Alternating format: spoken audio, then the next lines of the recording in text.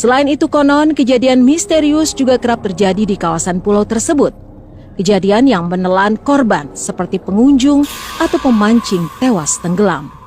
Diceritakan juga jasad korban seperti diinapkan di dalam air.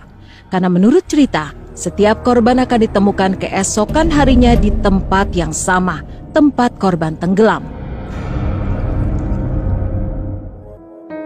Hal lain yang menyeramkan juga sering terjadi di kawasan Danau Sunter tersebut. Menurut cerita, pulau kecil itu sering digunakan menjadi tempat pembuangan mayat korban pembunuhan dan korban kecelakaan maut angkutan umum.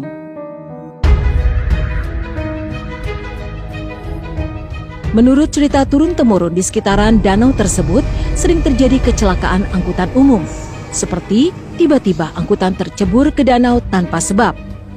Selain itu, beberapa warga yang berkunjung ke area Danau Sunter kerap terjadi kesurupan. Legendanya, bila terjadi kesurupan, diyakini pengunjung melakukan hal-hal terlarang, seperti berkata kotor di area Danau Sunter. Konon legendanya, warga lokal di masa lalu meyakini bila berkunjung ke Danau Sunter harus menjaga sikap, tidak boleh sembarangan.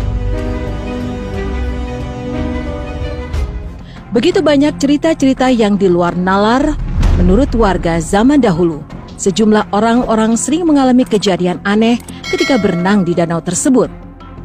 Tiba-tiba merasa menginjak makhluk aneh yang terasa licin, hingga menampakkan tubuhnya sampai ke permukaan.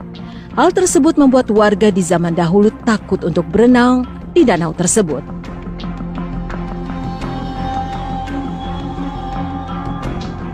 Cerita lain juga mengatakan zaman dahulu kerap muncul ular besar yang mencapai 4 meter dari dalam danau.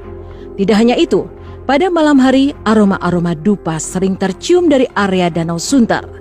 Menurut cerita yang berkembang, terkadang ditemukan juga sesajian di dekat pulau kecil seperti pisang, apel, dan semangka dibelah dua dan diletakkan di tengah-tengah pulau layaknya sesajian.